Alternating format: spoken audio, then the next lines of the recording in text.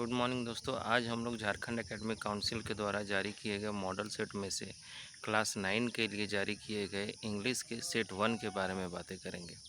तो आइए शुरू करते हैं। गुड मॉर्निंग दोस्तों, आज मैं आपके लिए लेकर आया हूँ झारखंड एकेडमिक काउंसिल के द्वारा जारी किए गए मॉडल सेट में से क्लास 9 के लिए इंग्लिश का सेट 1। तो आइए बिना देरी किए हुए शुरू करते हैं। तो सेट 1 या सेट 1, 2, 3 जो सभी क्वेश्चंस हैं उनको 3 पार्ट में डिवाइड किया गया है। पहला पार्ट है रीडिंग, दूसरा है राइटिंग एंड तीसरा है लिटरेचर।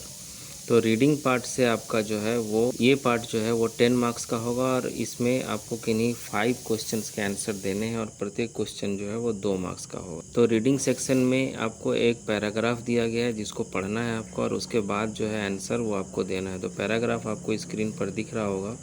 पढ़ने में टाइम लगेगा इसलिए मैं उसको छोड़ दे रहा हूँ।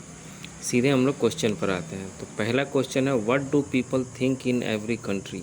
इसका आंसर होगा, in every country people imagine that they are the best and the cleverest and the others are not so good as they are. प्रश्न संख्या 2 है, what do many Indians imagine.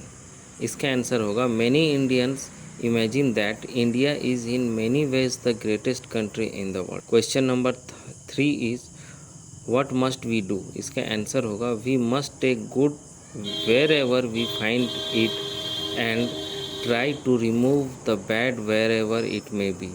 Question number 4 है, what does a man possesses. A man possesses some good and bad qualities. Question number 5 है, choose the antonyms of roast and few from the given passage. इसका answer होगा, roast का antonyms होगा best and few का होगा many. प्रश्न संख्या 6 है, make sentences with the given words. पहला वर्ड दिया गया है प्राउड, तो इसको हम लोग सिंपली लिख सकते हैं आउ proud to be an Indian. और दूसरा वर्ड है कंट्री, इसका हम लोग लिख सकते हैं India is a great country और इंडिया इज़ आवर कंट्री। प्रश्न संख्या 7 है, give a suitable title for the given passage. तो इसके लिए हम लोग एक पैसेज के रूप में इमेजिन्ड कंट्री एक टाइटल दे सकते। आइए चलते हैं सेक्शन बी की तरफ, जो है राइटिंग सेक्शन। ये भी 10 मार्क्स का होगा और इसमें भी आपको सिर्फ 5 प्रश्नों के आंसर देने हैं और प्रत्येक प्रश्न जो है वो 2 मार्क्स का होगा। तो इसमें क्या है कि इसमें प्रश्न संख्या 8 है, write an application to the head master of your school requesting him to provide computer learning facility in your school. इसके लिए जो है वो जो एप्लीकेशन है वो आपको एक मॉडल एप्लीकेशन जो है वो आपको स्क्रीन पर दिख रहा होगा। प्रश्न संख्या 9 है, write a letter to your friend inviting him to spend summer vacation with you. तो अगर मैं लेटर को पढ़ने जाऊं तो ये काफ़ी लंबा हो जाएगा। एक जो सैम्पल लेटर है वो आपको स्क्रीन के ऊपर दिख रहा होगा। आप इसको प्रैक्टिस कर लें, पढ़ लें, याद कर लें। प्रश्न संख्या 10 है, write a paragraph on the importance of time और वैल्यू ऑफ ट्रीज़। तो ये दोनों जो पैराग्राफ हैं वो आपको स्क्रीन के ऊपर दिख रहे होंगे। आप इन्हें याद कर सकते हैं और लिखने की प्रैक्टिस कर सकते हैं। चलिए सेक्शन सी की तरफ चलते हैं, जो है लिटरेचर सेक्शन, और ये 20 मार्क्स का होगा और इसमें से आपको किन्हीं 3 प्रश्नों के आंसर देने हैं और प्रत्येक प्रश्न जो है वो 5 प्रश्न का होगा। तो प्रश्न संख्या 11 है, read the given stanza and answer the questions what follow. It is the human earth and we defile our hells of fire and dust outrage the innocence of air that is everywhere our own. इसमें A प्रश्न संख्या A दिया है, name the poem from where this extract has been taken. इसका answer होगा no man are foreign. प्रश्न संख्या B है, who has written this lines. इसका आंसर हो जेम्स किरकप। प्रश्न संख्या सी है, choose a word from the stanza which means pollute. इसके आंसर में आप लोग लिख सकते हैं डिफाई। प्रश्न संख्या 12 है, read the extract given below and answer the question that follow. My father, Jainul Abedin, had neither much formal education nor much wealth. Despite these disadvantages, he possessed great innate wisdom and a true generosity of spirit. इसमें प्रश्न ए दिया हुआ है, who is the speaker in the above lines. इसका answer होगा APJ Abdul Kalam. प्रश्न संख्या B है, who did not have formal education. इसका आंसर होगा Jainul Abedin did not have formal education. Who is the father of APJ Abdul Kalam. प्रश्न संख्या सी है, choose a word which means in born in the given passage. इसका answer होगा simple innate. प्रश्न संख्या 13 है, can a simple job of a knife kill a tree, why not. इसके answer में हम लोग लिख सकते हैं no, a mere stabbing in tree can not kill a tree because a tree has deep roots in the earth and those very roots are the source of its strength. प्रश्न संख्या 14 है, what did saint Peter ask the old lady for, what was the lady reaction. St. Peter saw an old woman making cakes in the cottage.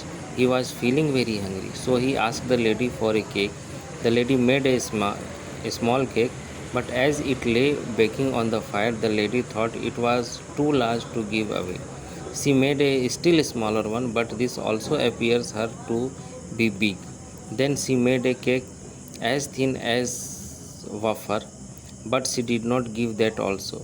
At least she put away all her cake on the shelf, gave St. Peter nothing. प्रश्न संख्या 15 है, What were the things Bruno used to have in his food list? इसके answer में हम लोग लिख सकते हैं Bruno started having everything as his food like vegetables, fruits, nuts, meat, curry and rice regardless of condiments and chilies, bread, eggs, chocolate, sweets, pudding, ice cream etc. प्रश्न संख्या 16 है, Who were Abdul Kalam's school friend? What did they later become?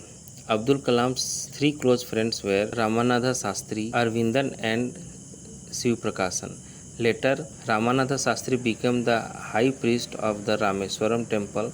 Arvind went into the business and arranging transport for visiting pilgrims, and Shiv Prakash became a catering contractor for the Southern Railway. प्रश्न संख्या 17 है, Why do Prashant and other volunteers resist the plan to set up institutions for orphans and widows? इसके answer में हम लोग लिख सकते हैं They feel that in such institution women suffer from stigma and loneliness and children would grow up without love.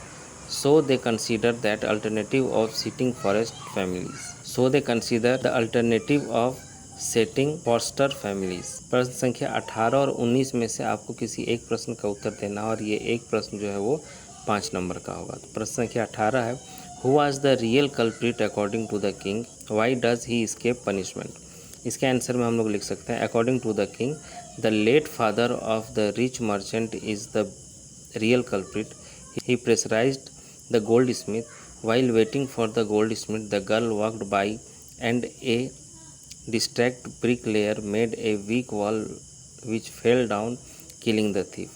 But he escaped the punishment as he is no more. His surviving has now the undergo punishment. प्रश्न संख्या 19 है, What was Burman's dream? How did it come true? Burman was a 60 years old painter. He lived on the ground floor of the building. His only dream in life was to paint a masterpiece. His dream was fulfilled when he painted the last leaf of the EV creeper. तो friends ये थे set 1 के कुछ answers. आप इसको अच्छे से read करें, प्रैक्टिस करें एंड याद करने की कोशिश करें। जल्दी हम लोग नेक्स्ट वीडियो में मिलेंगे विद सेट 2 अगर आपका रिस्पॉन्स अच्छा रहा तो। तब तक के लिए गुड बाय।